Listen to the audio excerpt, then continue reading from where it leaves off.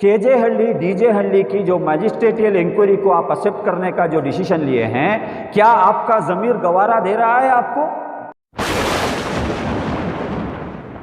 तरीके से केजे हल्ली डीजे हल्ली इंसिडेंट में जितने भी इनोसेंट्स हैं इनको रिहाई करने का आपने वादा किया था।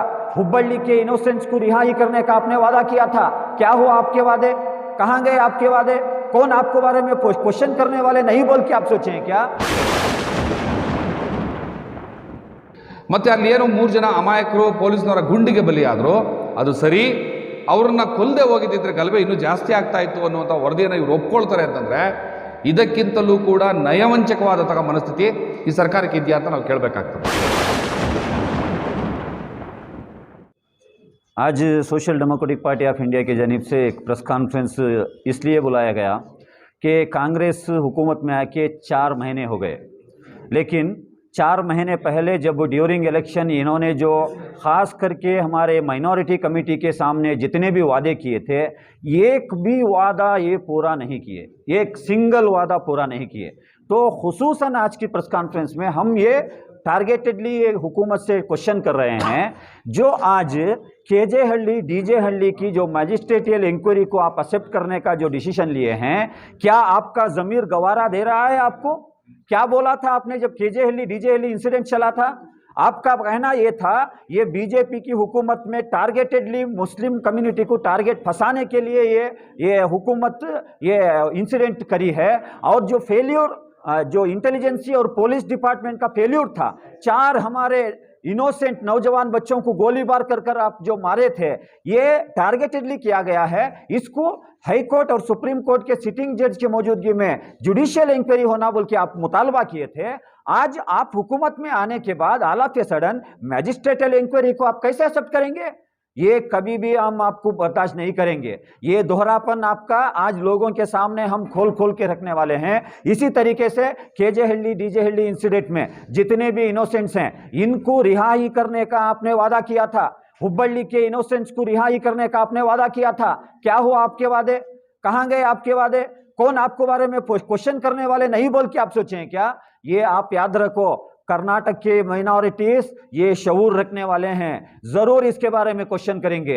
Social democratic party of India आज इस प्रेस कॉन्फ्रेंस के जरिए से होम मिनिस्टर, चीफ मिनिस्टर और बेंगलुरु इंचार्ज मिनिस्टर से यह मुतालबा करती है, आपको अगर माइनॉरिटी कम्युनिटी के बारे में थोड़ा बराबर भी फिक्र है तो ये मैजिस्ट्रेटियल इंक्वायरी को आप रिजेक्ट करो, और अगर कोई इंक्वायरी कराना ही है तो हाईकोर्ट के सिटिंग जज की मौजूदगी में एक थरो इंक्वायरी कराओ। इसमें बीजेपी की साजिश पूरी सामने आ जाएगी।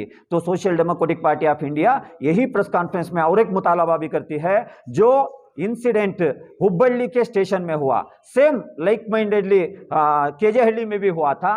पुलिस स्टेशन के सामने जो आप नबी करीम सल्लल्लाहु अलैहि वसल्लम के गुस्ताख में जो नवीन नाम का एक शख्स बीजेपी का कार्यकर्ता जो गलत एक पोस्ट वायरल करता है, सुबह से 10 बजे से लेकर शाम 7 बजे तक उसके बारे में एक एफआईआर नहीं करते, डिले कर वहां पर लोगों को जमने पर आप आमदा कर जब लोग जम जाते हैं, अनकंट्रोल होने की कोशिश होती है, तब मुजम्मिल को बुलाकर पुलिस पीएस सिस्टम देकर आप इनको बोलते हैं पीस के लिए अपील करो। ये पूरा रिकॉर्डेड है, सीसीटीवी फुटेज में रिकॉर्ड है पुलिस स्टेशन के।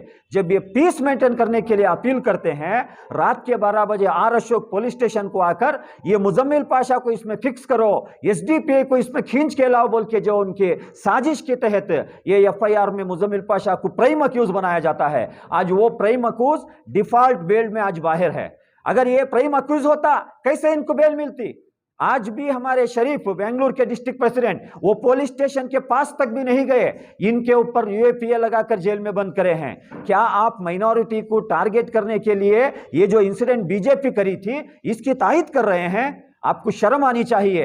हुब्बಳ್ಳಿ में भी सेम हुआ था। हुब्बಳ್ಳಿ में जब पुलिस स्टेशन के सामने वहां पर प्रोटेस्ट कर रहे थे हमारे माइनॉरिटी कम्युनिटी के लोग, कोई बाहर से पत्थर मारता है और पत्थर मारने को इशू को लेकर यूएपीए इंपोज किया जाता है। हालांकि यूएपीए किसको, टेररिज्म का एक्ट है, वो टेररिस्ट एक्ट है, उसको लेके आकर देशद्रोह का एक्ट लगाते हैं।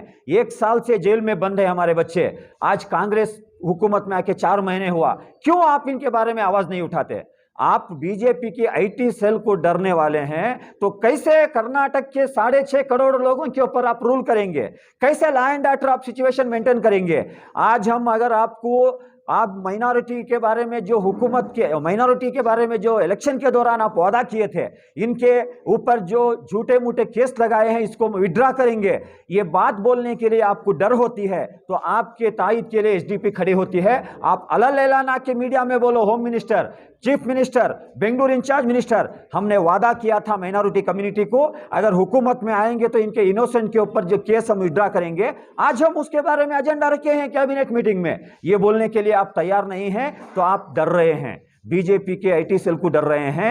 ऐसा दोहरापन छोड़ो। Social democratic party of India आज की प्रेस कॉन्फ्रेंस के जरिए से यह मुतालबा करती है, ये मैजिस्ट्रेटियल इंक्वायरी जो एक साजिश के तहत बनाई गई, वो भी बीजेपी हुकूमत के दौरान, इसको कहीं भी एक्सेप्ट नहीं करना, इसको रिजेक्ट करना। और जितने भी इनोसेंट्स हैं, वो हुबली के हो, शिवमोगा के हो, केजेहल्ली के हो, इनको इमीडिएटली रिहाई का फैसला लेना बोल के हम मुतालबा करते हैं। सर, बीजेपी की जो मैजिस्ट्रेट रिपोर्ट आई है, आवाम की जानकारी के लिए इस रिपोर्ट में क्या था जो अब कांग्रेस ने एक्सेप्ट किया है?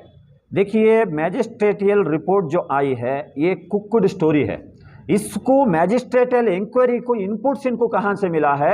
जो आरएसएस और संघ परिवार का एक फैक्ट फाइंडिंग का नाम का एक डेलीगेशन गया था, इन्होंने जो बात कही थी वही रिपोर्ट उसमें आई है। अगर आपको सही इंक्वायरी करना होता तो हाईकोर्ट के सिटिंग जज के मौजूदगी में करवाना था।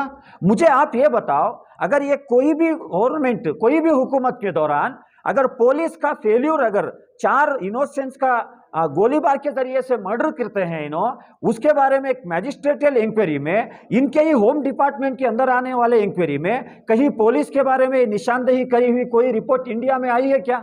ये पॉसिबल है क्या? ये बिल्कुल पॉसिबल नहीं है।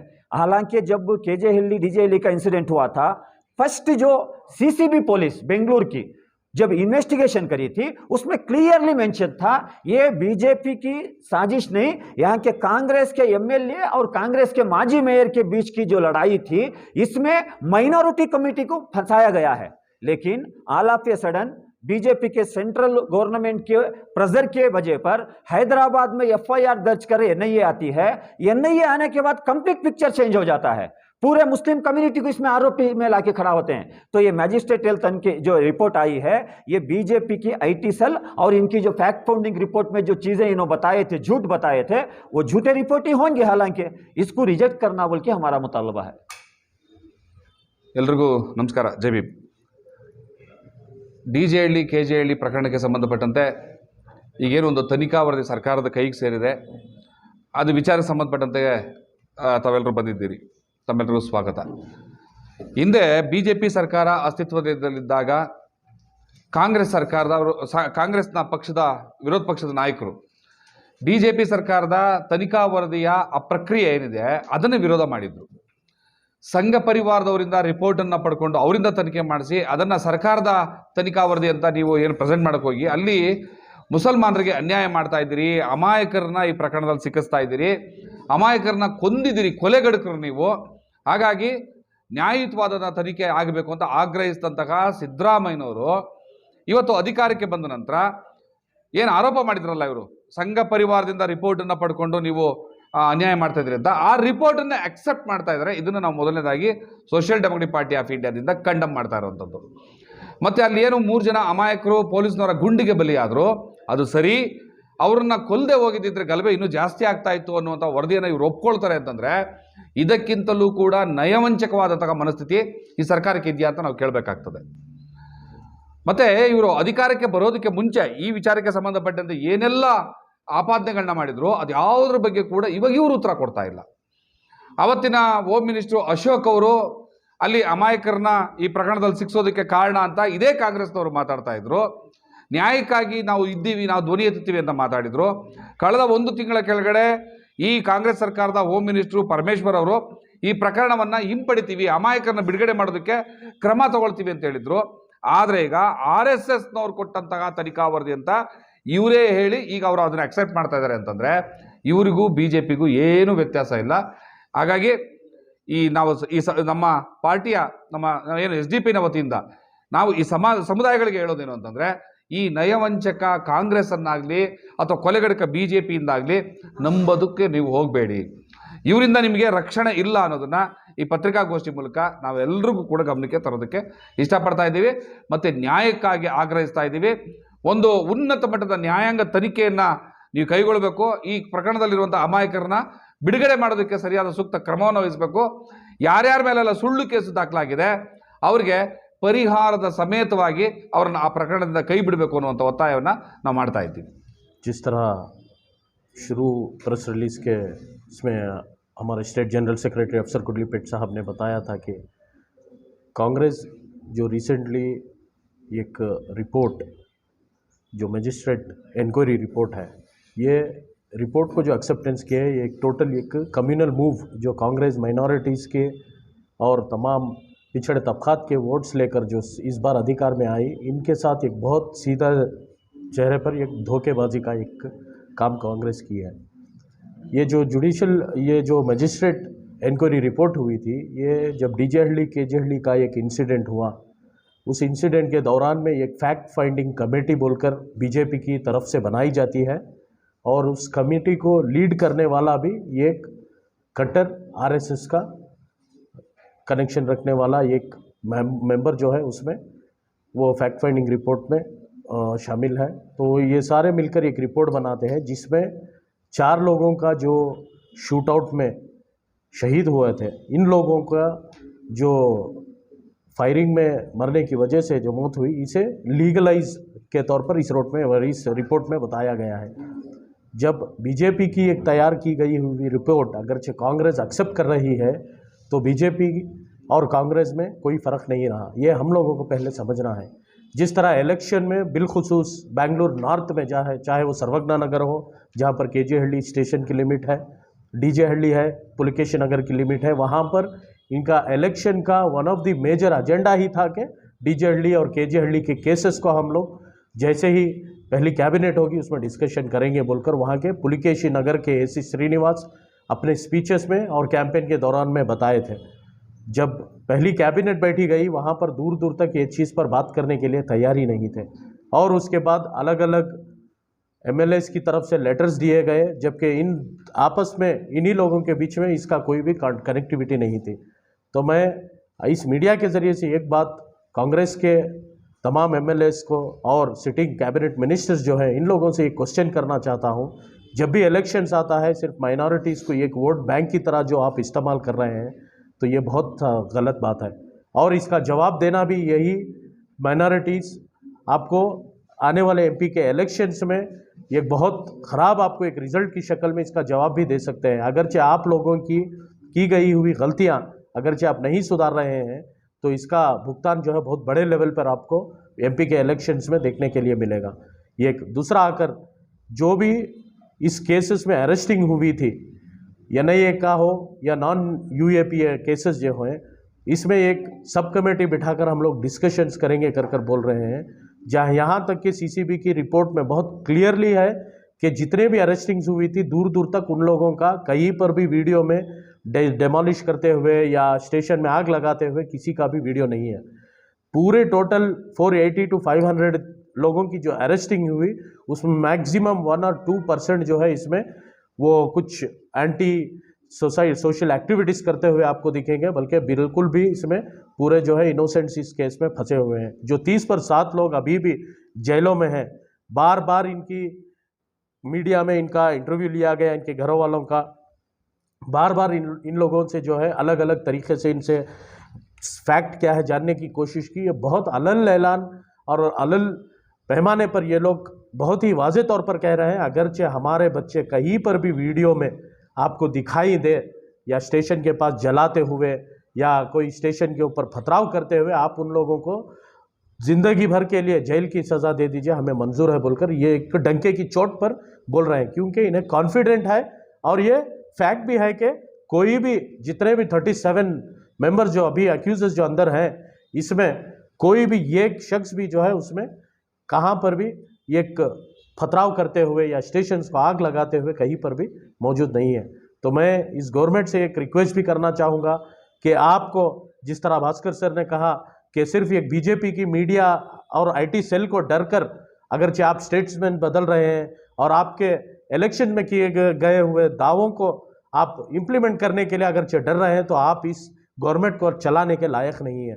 बहुत सारी लोग हैं, बहुत सारे पार्टीज है एसडीपीआई जैसे, जो ये हुकूमत को जो है एक बहुत ही बेहतरीन तरीके से एक अमन पसंद और एक भाईचारगी के, जो हिंदुस्तान को गंगा जमुना की तहजीब से जो जाना जाता है, इस तहजीब को लेकर बढ़ाने वाले बहुत हैं। तो आप लोगों से मैं गुजारिश करता हूं कि आप जो अपने वादे इलेक्शंस के दौरान में किए थे, हम लोग ये नहीं कह रहे हैं एसडीपीआई के इस प्रेस कॉन्फ्रेंस के जरिए से ये नहीं कह रहे हैं कि जो इन्वॉल्व है इसमें उनको भी रिहा कर दिया जाए, मगर हमारा डिमांड एक ही है, जो इनोसेंट्स इस केस में फंसे हुए हैं उन लोगों के रिहाई के लिए आप बंदोबस्त करें और जुडिशरी जो भी इसका एक प्रोसीजर तय करती है उस प्रोसीजर के तहत रहकर सारे लोगों को उनका हक और उन्हें जस्टिस मिलना बहुत ज़रूरी है। एक कहावत है, justice delayed is justice denied बोलकर। जितना दिन अब ये इंसिडेंट्स होकर 3 साल हो गए, 3 साल से जहां पर डे 1 में केस रुका था आज भी वही सिचुएशन में केस है। तो ये जस्टिस डिले होने की वजह से उल्टा इन लोगों के ऊपर एक सज़ा के तौर पर जो बेकसूर जेल में काट रहे हैं इसका और आपको मुझे जवाब देना पड़ेगा। तो मैं आप लोगों से इस मीडिया के ज़रिए से मैं एक यही बात कहना चाहूँगा कि जल्द से जल्द जो भी केसेस बेकसूरों के ऊपर डाले गए हैं, ये गवर्नमेंट इसके ऊपर इमीडिएट एक्शन लेकर तमाम केसेस को क्वाश करते हुए तमाम बेगुनाहों को रिलीज़ करने का एक ज़रिया मुहिम करे बोलकर आपसे गुजारिश करता हूँ। सर, कांग्रेस का ये टर्न लेना, तो जो रिपोर्ट को पहले मना किया गया था, डिने किया गया था, फिर से वही रिपोर्ट को एक्सेप्ट करना, ये क्या मामला समझ में नहीं आया सर? क्या कांग्रेस डर चुकी है या मुसलमानों के साथ धोखा हो रहा है? सर, अगरचे स्ट्रेट फॉरवर्ड बात करना हो, चॉकलेट वही है, सिर्फ रैपर चेंज हुआ है। पहले भी वही था, ये अब भी वही है। बीजेपी एक हार्डकोर हिंदुत्व का रास्ता अपनाती है और कांग्रेस सॉफ्टकोर हिंदुत्व का रास्ता अपनाती है। तो इसमें सिर्फ रैपर चेंज हुआ, पहले साफरानी रैपर था, अभी ट्राई कलर रैपर डालकर बेवकूफ़ बनाने की एक ओपन साजिश है, बस इतना ही। 76 ईयर्स ऑफ इंडिपेंडेंस अगरचे उठाकर देखेंगे, तारीख गवाह है कांग्रेस के पीरियड में क्या क्या माइनॉरिटीज़ को, बिलखुसूस मुसलमानों को क्या क्या तकलीफ़ें झेलने पड़ी है, चाहे वो कम्युनल क्लैशेस के जरिए से हो या तो बेकसूरों के ऊपर यूएपीए जैसे केसेस डालने के ऊपर हो। यूएपीए की अगरचे आप हिस्ट्री उठाकर देखेंगे, चिदम्बरम के पीरियड में यूएपीए को अमेंडमेंट किया गया था, जबकि कांग्रेस के दौर में ही यूएपीए को लाया गया था। तो आप इनसे क्या उम्मीद कर सकते हैं? सिर्फ ये एक बेवकूफ़ बनाने के लिए और एक माइनॉरिटी अपीसमेंट की ये पॉलिटिक्स करने की एक चाल ये है, बस दूसरा कुछ नहीं है। तो मैं आने वाले दिनों में एक मैच्योर्ड वोटर से भी यही अपील करना चाहूँगा, आपके बीच में एक अल्टरनेटिव पॉलिटिक्स की शक्ल में एक प्लेटफॉर्म जो है उभरता आ रहा है। जब तक इस प्लेटफॉर्म को आप लोग मजबूत नहीं करेंगे, हमारे मुद्दों पर, हमारे मसाइल पर बात करने वाला कोई नहीं होगा। एक बहुत बड़ी कहावत है, जो कौम अपने मुद्दों को नहीं उठाती वो कौम अपने नौजवानों की लाशों को उठाती है बोलकर एक बहुत बड़े शख्स ने कहा है। आज वही हालत हिंदुस्तान में हम लोगों को देखने के लिए मिल रही है।